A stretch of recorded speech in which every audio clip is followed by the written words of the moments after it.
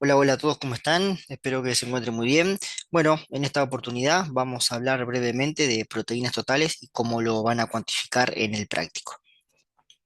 Primero que nada, lo que nos ofrece el inserto es el fundamento del método, es decir, qué es lo que va a pasar en la cubeta. Tenemos que saber que en los enlaces peptídicos de todas las proteínas, esto no es la idea de hacer un teórico, estaría bueno que esto lo puedan complementar con dicho material, que también tienen un videito por acá a la vuelta.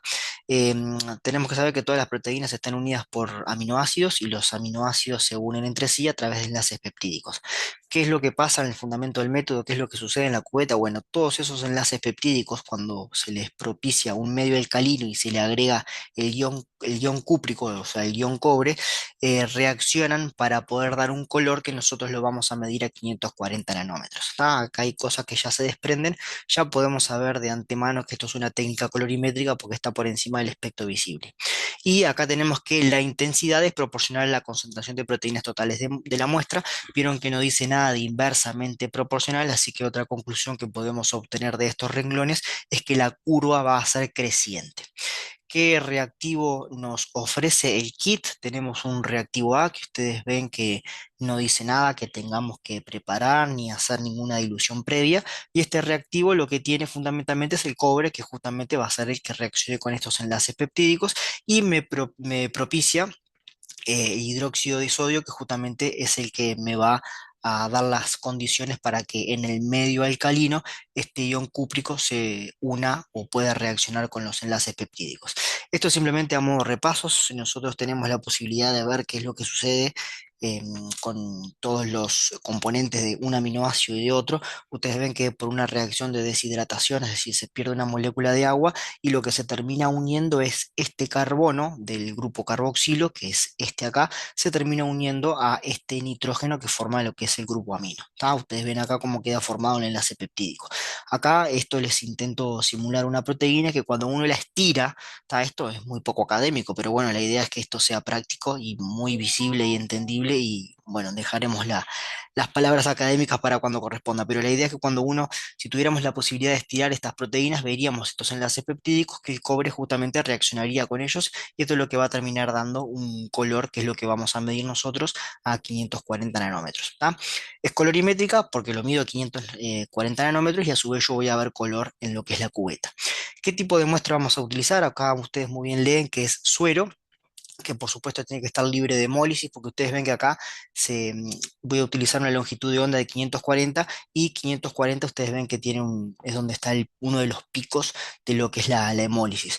Por supuesto que las sustancias interferentes son las tres que hemos venido trabajando desde el principio: bilirrubina, hemólisis y turbidez por kilomicrones, así que ustedes ven que a 540, que está más o menos por acá, no tanto la ictericia, no tanto la bilirrubina impacta, pero bueno, ven que lo que es la turbidez y lo que es la hemólisis podrían estar aumentándome el valor final de lo que es las proteínas.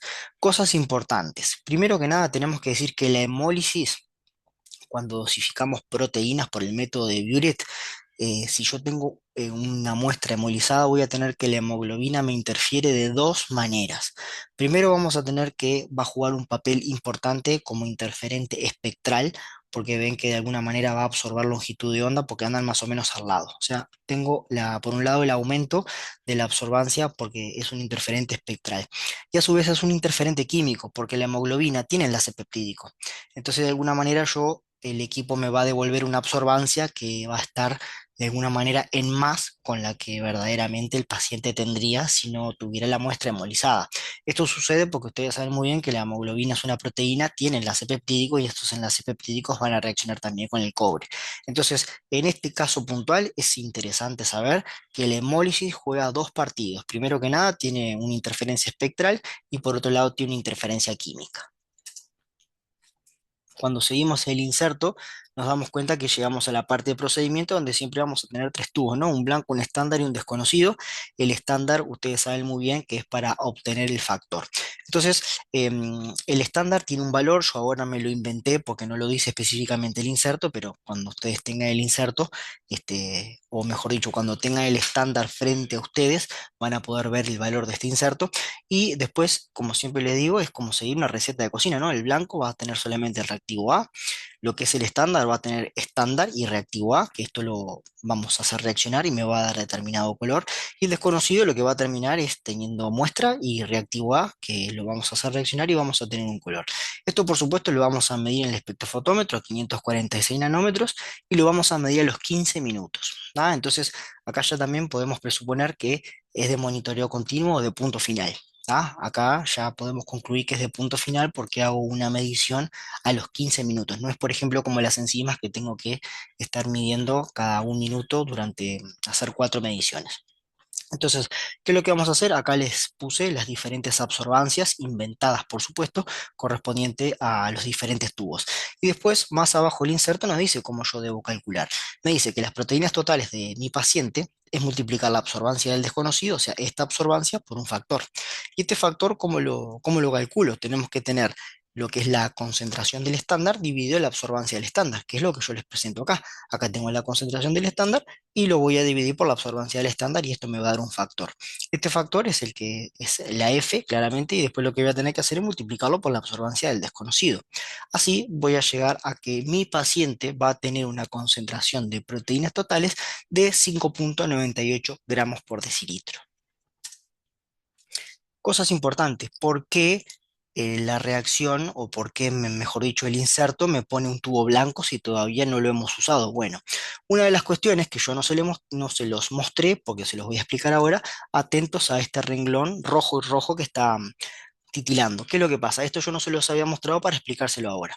El blanco, en este caso puntual de las proteínas, el fabricante nos dice que lo tenemos que colocar en el espectrofotómetro y claro, este color tiene una absorbancia, porque justamente el reactivo tiene color, que justamente yo esta absorbancia no la quiero. Uno de los primeros teóricos que hablamos es que yo esta absorbancia la puedo medir y se la puedo restar a la reacción, o lo que puedo hacer es lo que me dice el inserto, lo tengo que llevar a cero. Es decir, fuerzo al equipo que cuando encuentre este color, de alguna manera, en vez de que mide la absorbancia, haga que esto justamente valga cero. ¿Por qué?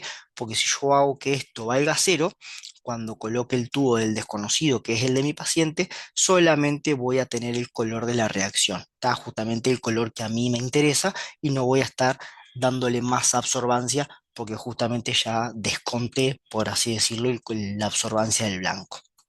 ¿Qué limitaciones? Bueno, primero que nada, nosotros dijimos que el tipo de muestra va a ser suero y acá nos pone que podemos usar plasma, pero ¿qué pasa? El plasma, como ustedes saben muy bien, tiene fibrinógeno. El suero, como el fibrinógeno se consume, de alguna manera tengo menos proteína que reaccione. Es por eso que el plasma podemos llegar a ver la cantidad de proteínas aumentada a 0,2 gramos de cilitro. O sea, no, de verdad que no contribuye mucho, pero es bastante interesante que el fibrinógeno, como es una proteína que el suero no la tiene, este valor aumenta cuando sí utilizamos plasma. Otro tema puntual y muy interesante y claramente es pregunta de examen, que es la linealidad. Nosotros siempre cuando obtenemos un resultado tenemos que ver si ese resultado es confiable o no, si tenemos que hacer una dilución o no. En este caso, cuando uno se fija el inserto, sabe que la linealidad de la técnica, o sea, es confiable hasta 17 gramos por decilitro. En nuestro caso, si no recuerdo mal, habíamos obtenido 5,98, que andaría cerca por acá. Claramente la absorbancia obtenida es confiable, por ende el resultado también es confiable. Recuerden que si tenemos un valor que superaba los 17 gramos de cilitro, tendríamos que hacer una dilución para justamente entrar en la curva, generar un valor confiable y este valor confiable multiplicarlo por el factor de dilución en caso de hacer una dilución, claramente. Si hacemos una ensuma, tenemos que las proteínas totales, la reacción de las proteínas totales, el método es un método colorimétrico porque se mide en un espectro visible y a su vez la reacción genera color. Tenemos que es de punto final porque hacemos una única medición a los 15 minutos y tenemos que es una técnica creciente porque lo que yo estoy midiendo es la intensidad del color, que cuanto más absorbancia tenga ese color, mayor va a ser la intensidad y lo voy a poder observar mucho mejor cuando tengo esta curva y esta curva es creciente. Un caso para poder cerrar y como siempre les digo, antes de que les revele la respuesta, pueden poner pausa para hacer este ejercicio ustedes y después corroborarlo. Vamos a imaginar que estamos en el laboratorio, se hace la cuantificación de proteinemia y obtenemos un valor de 4 gramos por decilitro, que ustedes ven que los valores de referencia van de 6,7 a 8,7 gramos de decilitro. ¿Qué opinión le merece este resultado? ¿Qué causas de hipo e hiperproteinemia conoce y cuál es la utilidad clínica? Si quieren, pongan pausa, lo piensan, son tres preguntas bastante sencillas, cortitas, y después ven el resultado. Bien, el paciente presenta una clara hipoproteinemia, ¿verdad? ¿Cuáles son las causas de hipoproteinemia? Bueno, tenemos que pensar que las proteínas se sintetizan en el hígado y la proteína que más contribuye al valor de proteínas totales justamente es la albúmina. Entonces, causas de hipoproteinemia, cirrosis, porque no tengo hígado para poder sintetizar proteínas. Síndrome nefrótico, porque tengo un agujero en el riñón que estoy perdiendo albúmina. O puede estar diluido porque tengo justamente una persona embarazada, una mujer embarazada que el volumen plasmático diluye la cantidad de proteínas, por eso tengo una hipoproteinemia. Por el otro lado, causas de hiperproteinemia tenemos tres. Una es netamente preanalítica, que es el tiempo de torniquete. Cuando yo tengo un torniquete por más de un minuto, dos, tres, 4 minutos, que hay veces que buscamos vena, no encontramos, seguimos con el torniquete, lo que sucede es que ahí que se concentra todo en la parte más proximal de lo que es el torniquete. Cuando sacamos sangre, nos encontramos que está todo concentrado. Después tenemos el mieloma múltiple también, que genera muchísimos anticuerpos y nosotros lo detectamos como proteína, porque justamente los anticuerpos son proteínas. Nos puede dar una concentración de proteínas elevada, y la deshidratación, ¿tá? Cuando nosotros estamos deshidratados, que no tomamos mucha agua, pero imagínense esto en extremo, lo que estamos haciendo es sacando volumen de lo que es el medio interno, por ende el resto de los analitos no es que aumenten, pero están en más, si se quiere, en relación a la cantidad de agua que tendrían que tener. Ahí podemos también ver una hiperproteinemia.